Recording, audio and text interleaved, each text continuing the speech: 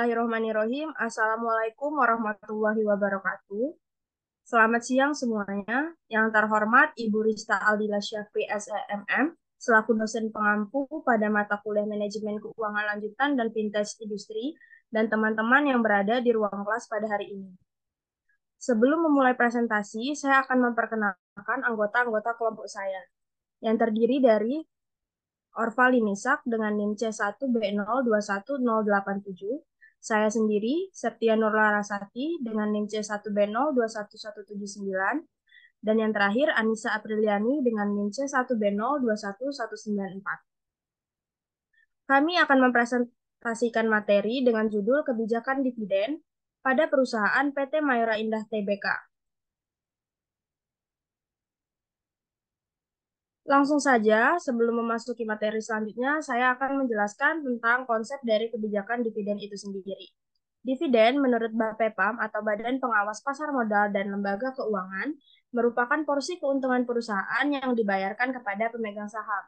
Sedangkan kebijakan dividen merupakan keputusan untuk membagi laba atau menahannya guna diinvestasikan kembali di dalam perusahaan, menurut Watson dan Brigham. Selanjutnya, teori-teori dari kebijakan dividen sendiri terbagi menjadi tiga. Yang pertama adalah dividen irrelevance theory, yang memiliki arti bahwa kebijakan dividen itu tidak mempengaruhi harga saham.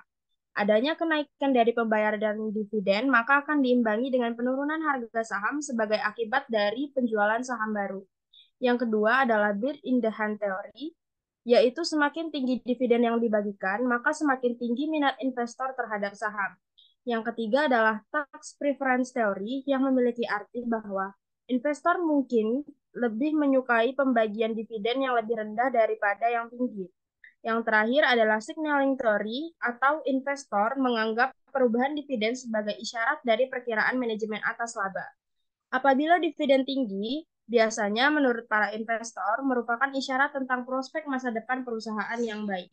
Profil dari PT Mayora Indah Tbk itu perusahaan ini bergerak dalam bidang produksi makanan dan minuman yang didirikan oleh Bapak Jogi Hendra Atmaja pada tanggal 17 Februari 1977 dengan pabrik pertama yang berlokasi di daerah Tangerang dan target pasar di wilayah Jakarta dan sekitarnya. Contoh produk dari perusahaan ini sendiri adalah sering kita temui sehari-hari, yaitu seperti Roma Malkis, Sari Gandum, Kopiko, Bembeng, Coki-Coki, Torabika, dan Energen.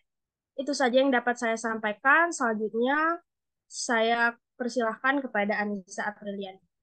Baik, terima kasih moderator atas kesempatannya. Di sini saya akan menjelaskan kebijakan dividen di PT Mayora Indah Tbk. Nah, bentuk kebijakan dividen yang ditetapkan PT Mayora Indah Tbk ialah bentuk kebijakan dividen yang fleksibel, yaitu penetapan dividen payout ratio yang besarnya setiap tahun disesuaikan dengan posisi finansial dan kebijakan finansial dari perusahaan yang bersangkutan yang disetujui dalam rapat umum pemegang saham, di mana PT Mayora Indah Tbk menetapkan kebijakan dividen yang fleksibel dan besarnya pembagian dividen dengan mempertimbangkan tiga hal, yaitu yang pertama laba yang berhasil diperoleh, jumlah kas dan kondisi keuangan perseroan, lalu yang terakhir ada rencana dan anggaran modal yang harus dikeluarkan pada periode mendatang. Dari hal tiga tersebut, artinya PT Mayora Indah Tbk telah mempertimbangkan hal-hal tersebut sehingga laba yang akan dibagikan sebagai dividen tergantung pada posisi finansial dan hasil rapat umum pemegang saham. Selanjutnya, dividen residual PT Mayora Indah Tbk.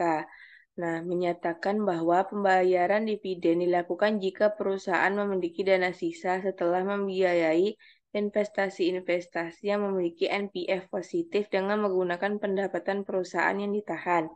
RUPS yang dilakukan pada 13 Juni 2023 lalu telah menyetujui penetapan penggunaan keuntungan tahun buku 2022 ke dalam ketiga keputusan.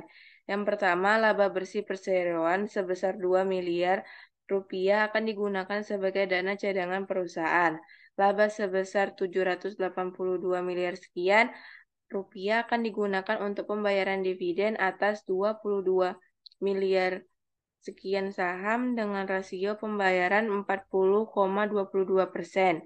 Dan ketiga, dan sisa laba bersih perseroan sebesar 1 triliun sekian rupiah dimasukkan sebagai laba ditahan. Pada cliently effect, dalam konteks saham cliently merujuk pada sekelompok investor yang melakukan pembelian dan penjualan terhadap saham suatu perusahaan.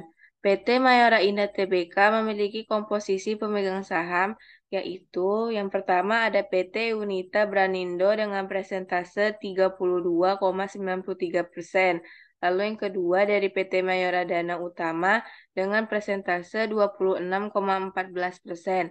Lalu yang ketiga dari Yogi Hendra Atmaja dengan persentase 25,24%. Lalu yang terakhir ada Public Edge dengan persentase 15,69%. Tipe dan sistem pembayaran dividen PT Mayora Indah Tbk.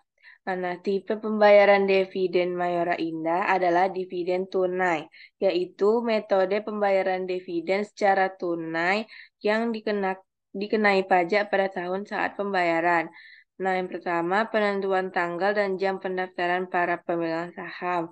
Lalu yang kedua penentuan distribusi pembagian dividen tunai. Yang ketiga menentukan tanggal dan jam pembayaran dividen tunai. Lalu yang terakhir menentukan tarif dan perhitungan pajak.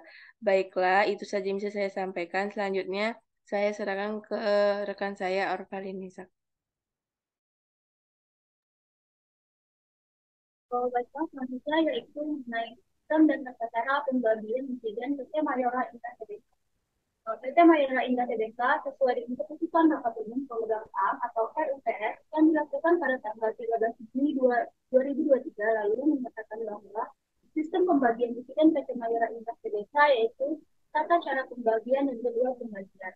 Sistem pembayaran PT Mayora Indah Tbk yang telah ditetapkan dan diumumkan untuk publik dalam risalah hasil rapat umum pemegang saham, yaitu yang terlihat pada gambar. Tanggal dividen yaitu tanggal terakhir transaksi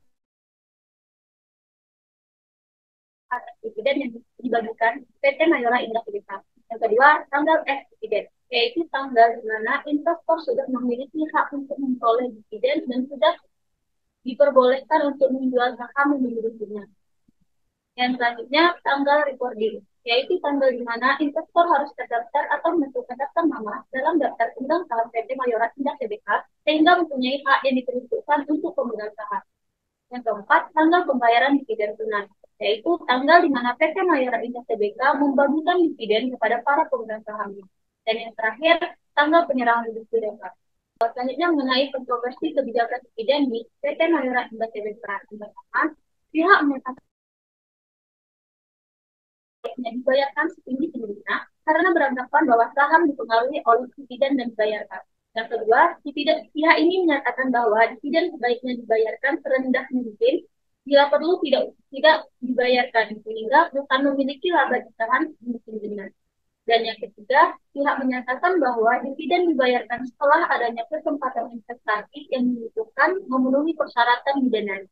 Adapun kesimpulan dari pembahasan pada hari ini yaitu kebijakan dividen merupakan keputusan mengenai pembagian laba yang diperoleh oleh perusahaan kepada pemegang saham dalam bentuk dividen atau penyusunan laba ditahan untuk mendukung investasi di masa yang akan datang. PT Mayora Indah Tbk, kebijakan dividennya diputuskan melalui Rapat Umum Pemegang Saham atau RUPS dengan mempertimbangkan jumlah laba yang diperoleh, kondisi keuangan perseroan, rancangan dan anggaran modal yang dikeluarkan untuk periode tahun mendatang. PT Mayora Indah Tbk dalam praktik kebijakan dividennya tentulah pernah mengalami kontroversi terkait besaran dividen yang dibagikan. Oke, dari saya kembalikan kepada moderator. Baik, terima kasih kepada rekan-rekan saya yang telah menyampaikan materi dari kebijakan dividen di PT Mayora Indah Tbk. Itulah tadi kesimpulan yang telah disampaikan oleh Orva, menandakan bahwa berakhirnya presentasi kami pada hari ini. Saya selaku perwakilan dari kelompok 10 memohon maaf apabila ada kesalahan kata ataupun perbuatan. Wabillahi taufiq wal hidayah. Wassalamualaikum warahmatullahi wabarakatuh.